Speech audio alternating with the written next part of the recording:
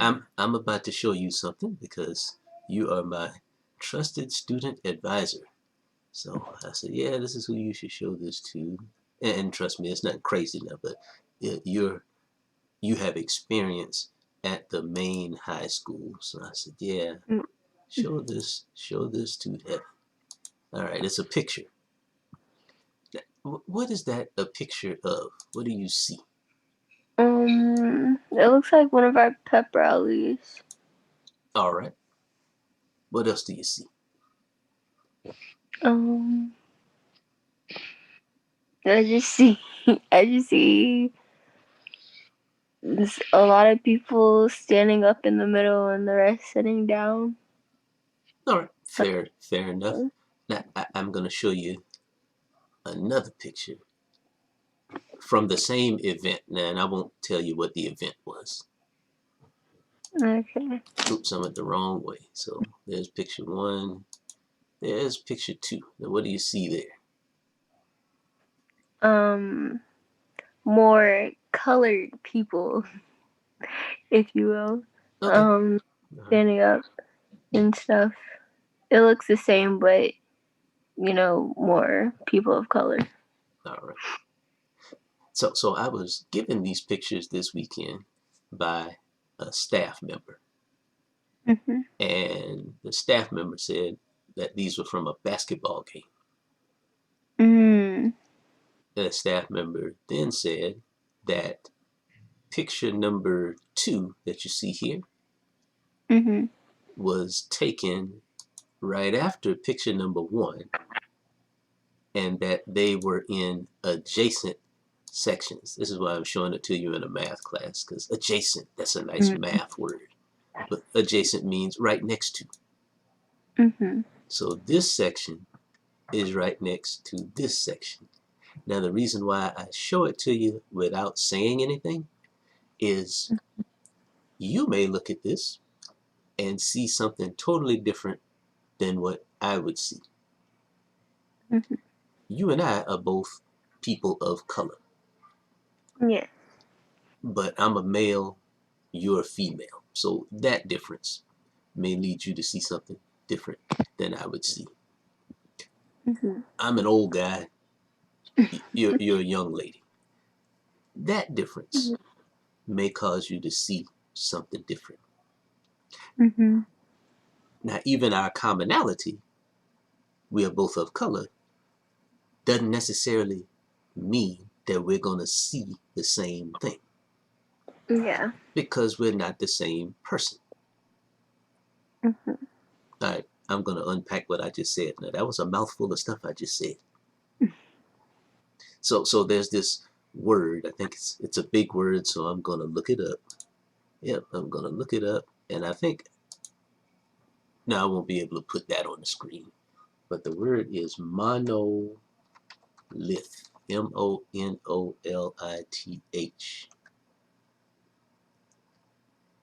And that's not the definition I need. Well, yes, it is. A monolith is one humongous stone.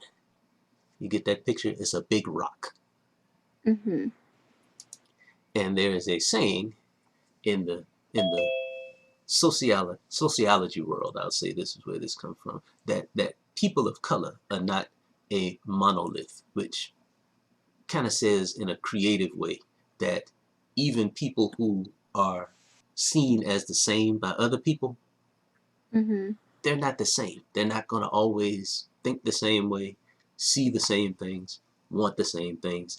And when you treat them that way, that they are all the same, that can be a problem. Yeah. That can cause more problems than it can solve. Hello out there, Sit Lale Garfias. How are you this morning? Good. How about you? All right, we in here talking about life this morning. I just showed Heaven a couple of pictures that I will now show you as well and ask you what you see. So here's picture number one. hmm What do you see? Students at a gym, All right. like in a pep rally, maybe. Okay. All right. All right. Now I'm going to show you another picture. Tell me what you see there. Again, the same thing. Students that like together at the gym. All right. Yeah. Okay. Does it look like it's the same gym? No. Okay. Wait. Maybe. Yeah. But see, I shouldn't have asked you that question then, because see, when I asked you that, it made you take a second look and made you say, oh, no, wait a minute. It is the same gym. But I'm going to go with your first answer. You didn't really think that was the same gym, and that's fair. That's totally fair.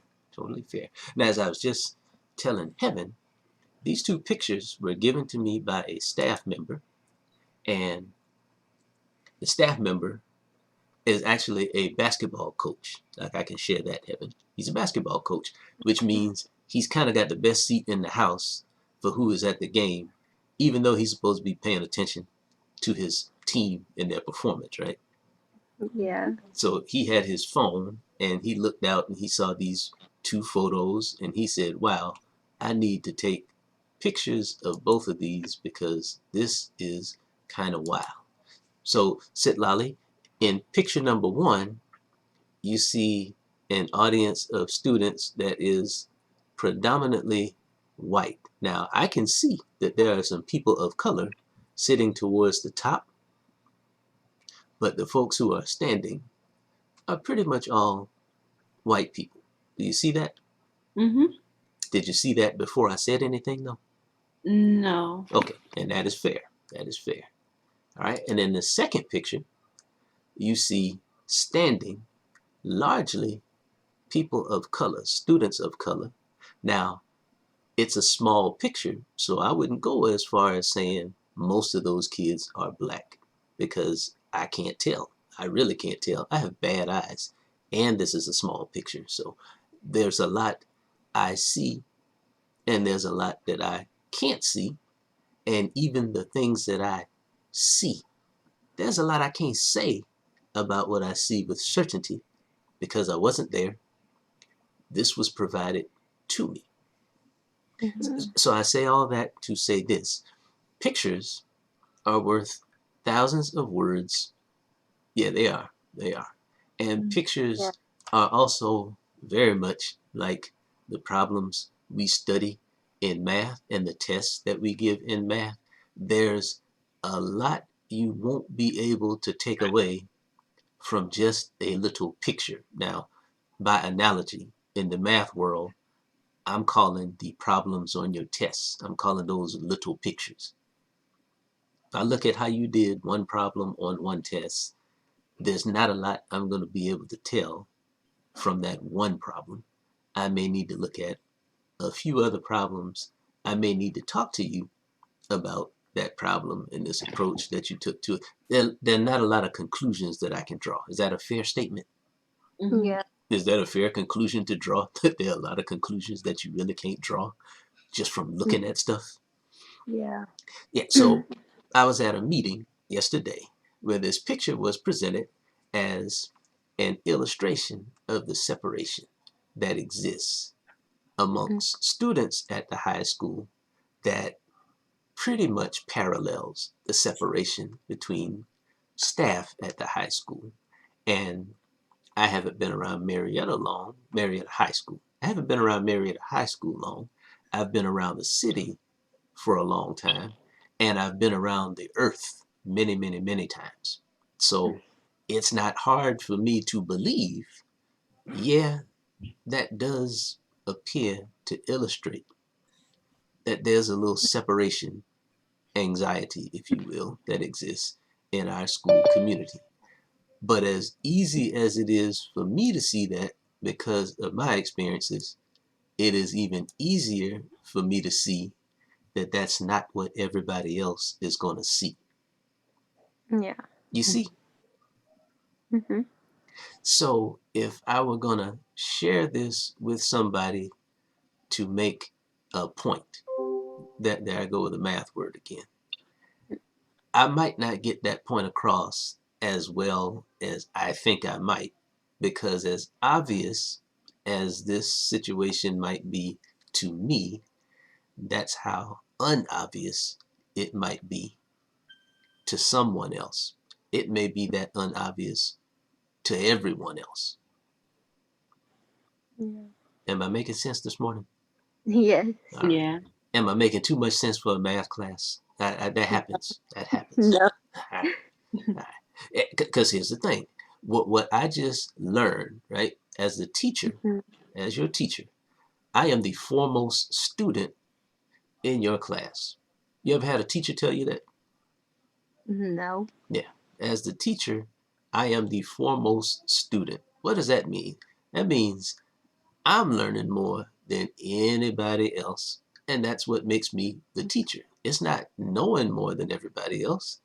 It's learning more than everybody else, or learning it before everybody else learns it, so you can turn around and share it. So here's what I just learned.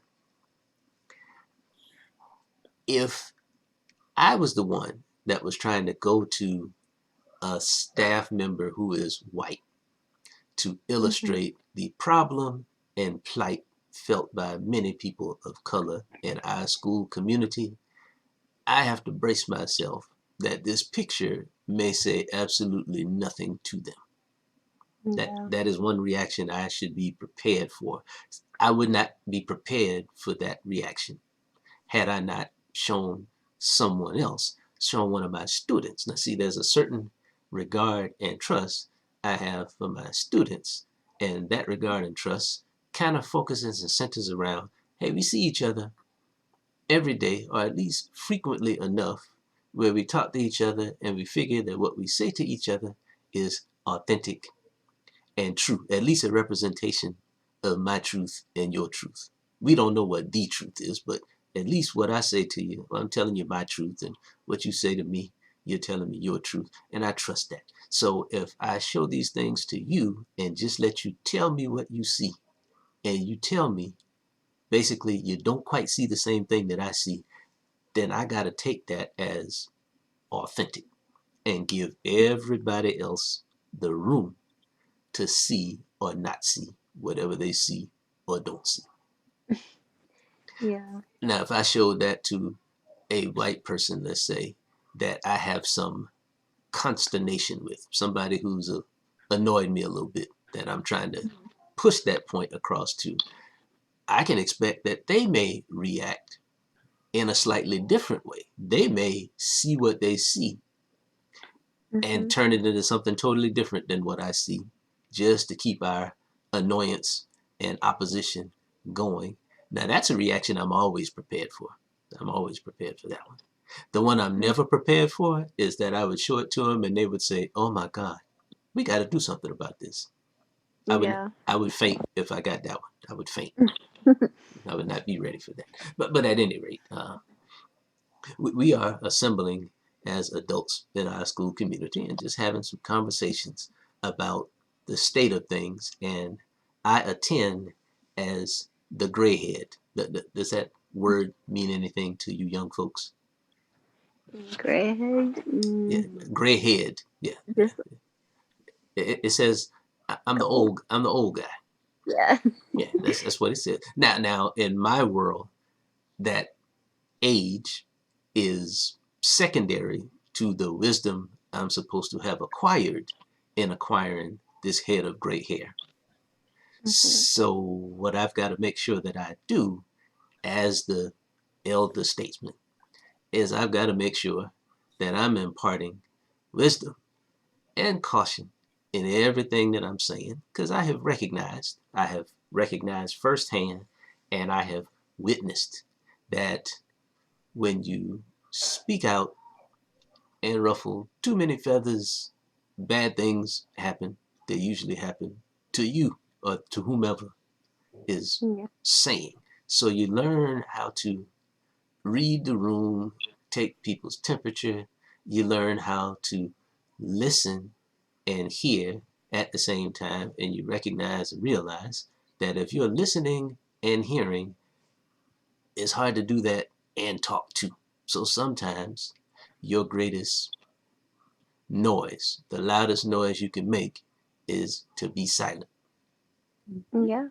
and to make people wonder why you're not over there going off like everybody else is. And boy, when they ask you, then you have a chance to impart some wisdom. And boy, it's great to have the opportunity to impart wisdom, but then you got to actually have something wise to impart. Yeah. So yeah, as powerful as these pictures were when they were shared yesterday, I woke up this morning and I said, yeah, but now you got to realize, man, that everybody else ain't gonna see the evidence. They won't see that as evidence. They may not see anything in it at all, and that is why you see some of the things you see in our judicial system, which are not to say that they are right or wrong, but they are humans who are viewing the actions of other humans through their own lens of truth. And that is why some guilty people are found innocent and vice versa. That is why some people are assumed guilty and never have the chance to be found innocent. That is at least why some of that stuff happens. Yeah. Doesn't make it right, but at least let you see, yeah, when humans are making the decisions, they are doing so in a very flawed manner, and that is the same manner that all of us probably make our decisions in. And it's hard to change anybody else. Well, it's hard to change yourself too, but you'll have an easier time changing yourself than you will changing anybody else. Yeah. Does that make sense? Yes. I know I'm making way too much sense for a math class, but that is where I am this morning. And I didn't show you anything with any numbers in it. Well, we can count the number of people in the picture if you want. I'm only supposed to be showing you things that improve your quantitative reasoning. And to that I say, no, no, no, no. That's not quite how this works. Thank you for sharing, but that's not quite how this works. I am sharpening your analytical axe every time I show you something or tell you something. But with that, do you ladies have anything going on in your edgenuity world that I could be of service with today? Yeah, actually, I'm like, I'm quite like behind, and I have been working on my work, but this like unit or this section that I'm on, which is graphing sine and cosine, I'm stuck on. Like it's this part where I have to. It's called modeling. Like I'm modeling like wheels, and I have to calculate like the minimum height or maximum height of of an object on a wheel, and it's very confusing to me because I'm just not understanding how I'm supposed to calculate any of this stuff. um I can show you an example problem that I had. Okay, now um how do you want to do it now? Do you want to send me a picture of it, or will you tell me where it is in um, edgenuity and then I can go and grab it? oh, you can do that. Yeah. Here, let me stop my share and